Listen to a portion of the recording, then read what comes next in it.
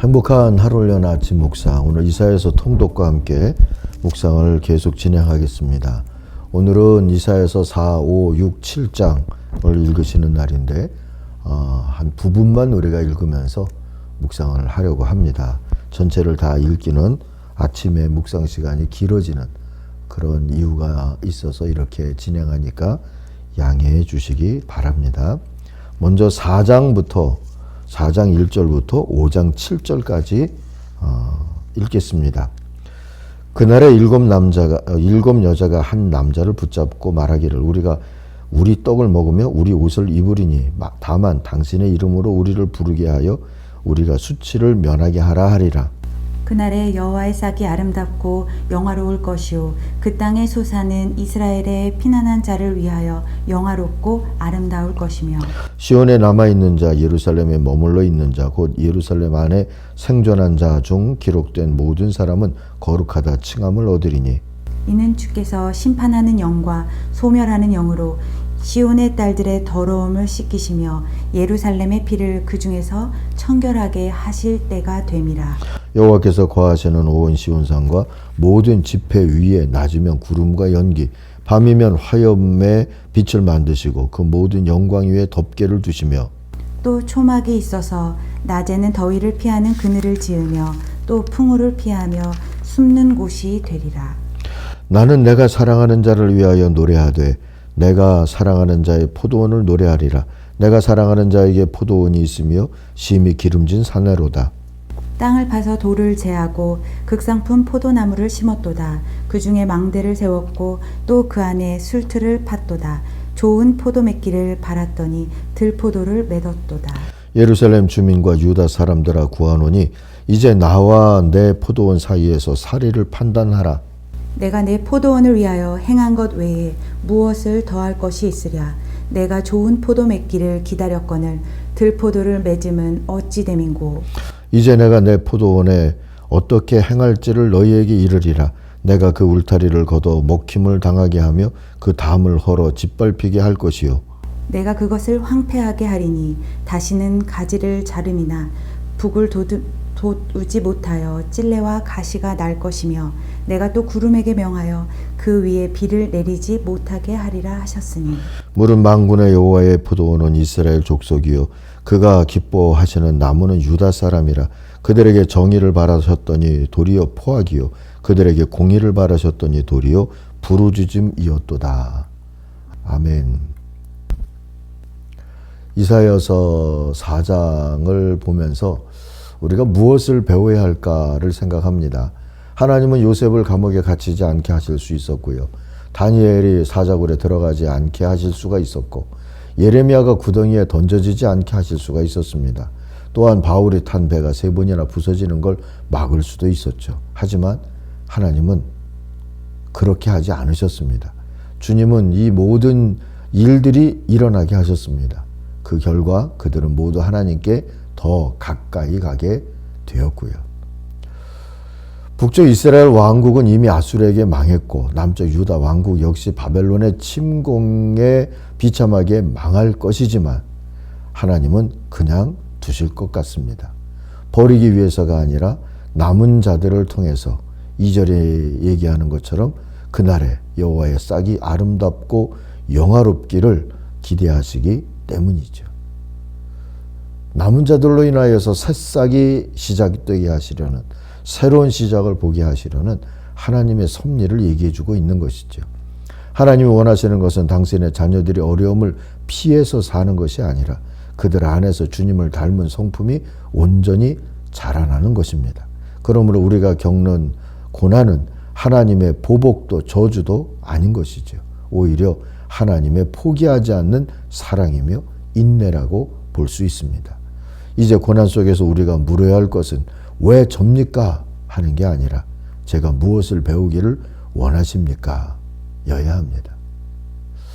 5장에서는 포도나무 이야기가 나오죠. 포도나무를 선택했다 하는 얘기가 나오는데 7절에 보니까 이스라엘은 만군의 주님의 포도원이고 유다 백성은 주님께서 심으신 포도나무다 했어요. 주님께서는 그들이 선한 일 하기를 기대하셨는데 보이는 것은 살육뿐이다 탄식하시죠. 주님께서는 그들이 옳은 일 하기를 기대하셨는데 들리는 거라고는 그들에게 희생된 사람들의 울부짖음 뿐이다 하십니다. 시험인 까닭은 그것이 선택을 요하는 일이기 때문이죠. 이스라엘과 유다라고 하는 포도나무도 좋은 열매 맺기를 선택할 수 있었습니다.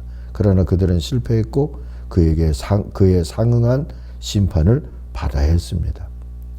2절의 표현처럼 우리 또한 좋은 열매 맺기를 바라는 하나님의 사랑과 은혜를 입은 나무들과 같죠.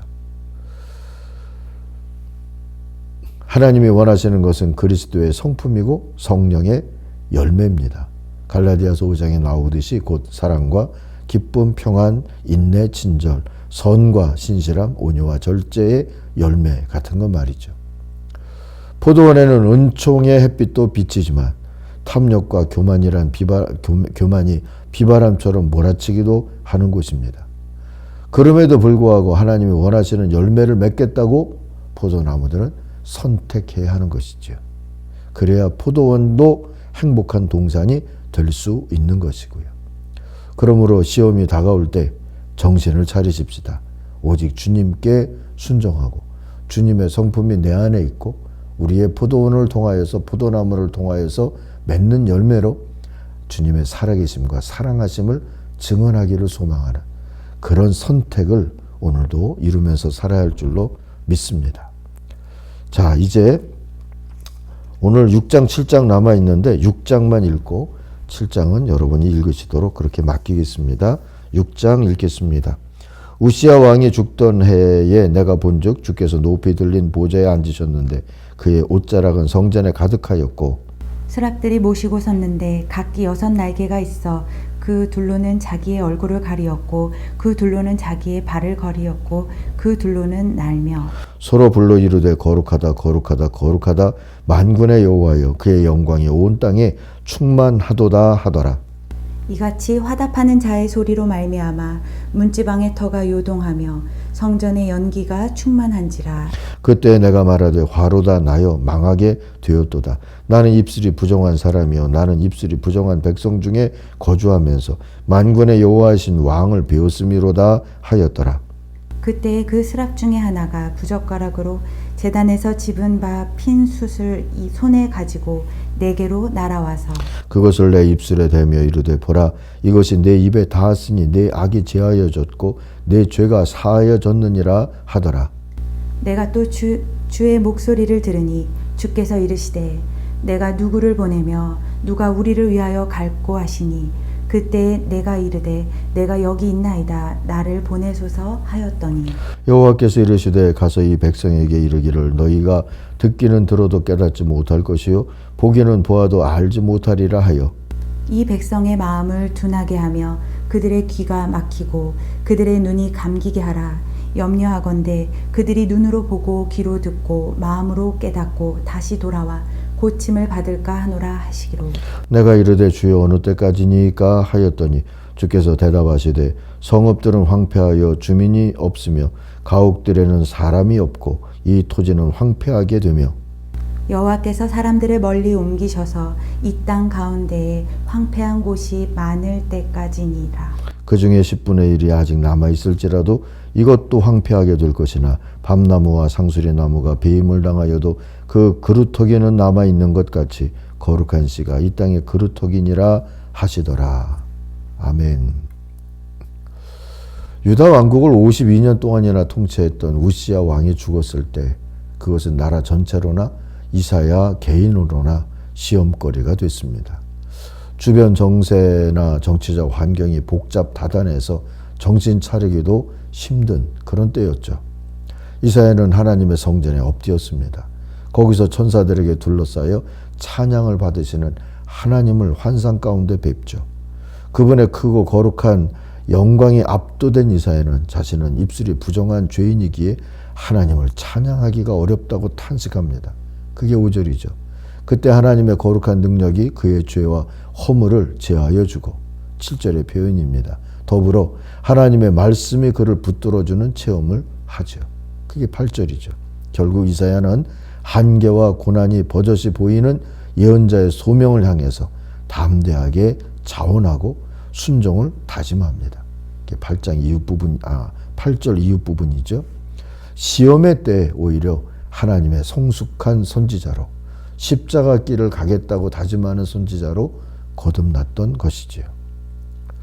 자, 우리가 읽지 않는 이사야 7장을 간단히 이야기를 좀 하면은요. 이 7장의 내용은 열왕기하 15장에서 20장 또는 역대하 26장의 요약같이 보입니다. 아하스 왕 때의 이야기죠. 시스기야 전 왕이 아하스예요. 이 아하스 왕 때 북쪽 왕국 이스라엘의 왕 베가와 아람 왕, 지금의 시리아죠. 아람 왕 르신이 동맹해서 유다를 침공했어요. 반아수르 전선에 유다가 잘 연합하지 않는다 하는 것이 그들의 침공을 부른 까닭이 됐습니다. 이때 하나님은 에브라임 곧 북쪽 왕국이죠. 유다를 이길 수 없을 뿐더러 오히려 패망해서 다시는 나라를 이루지 못할 거라고 말씀을 하십니다. 그리고 유다 왕 아하스에게는 하나님의 징조를 구해서 구원 역사에 순종할 것을 요구하시죠. 그러나 왕은 주님을 시험하지 않겠다 하는 구실로 징조를 구하지 않습니다. 사실 그것은 불신앙이었죠. 결국 하나님은 스스로 구원의 징조를 보여도 주시고 구원의 역사도 이루어 주십니다. 그래서 유다가 망하지 않을 수가 있었습니다. 이렇게 역사를 들여다보면 답답할 때가 많습니다. 하라면 좀 하지 어째서 믿음이 그것뿐일까 하는 마음도 듭니다. 그러나 어쩝니까?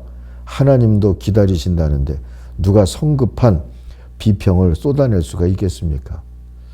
하나님은 우리가 그만큼씩밖에 성장할 수 없다는 것을 아십니다. 하나님이 실망하지 않으시겠다면 우리도 실망하지 말아야죠. 비난하기보다 나 자신에게나 그 누구에게나 비난하기보다 겸손하게 하나님의 섭리를 살펴야 할 줄로 믿습니다. 주님께는 속도가 중요하지 않습니다. 그런 말 있죠. 달팽이도 결국은 노아의 방주에 도달했다 하고 말이죠. 목표가 중요합니다. 길이 중요합니다.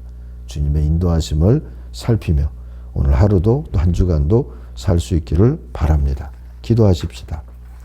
하나님 아버지, 말씀이 오늘도 있어서 감사합니다.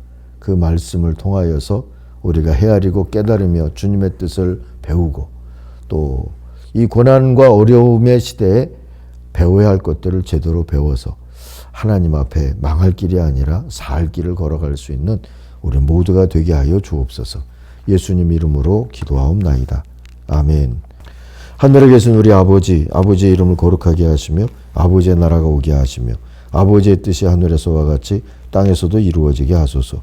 오늘 우리에게 일용할 양식을 주시고 우리가 우리에게 잘못한 사람을 용서하여 준 것 같이 우리 죄를 용서하여 주시고 우리를 시험에 빠지지 않게 하시고 악에서 구하소서. 나라와 권능과 영광이 영원히 아버지의 것입니다. 아멘. 각자 기도하겠습니다.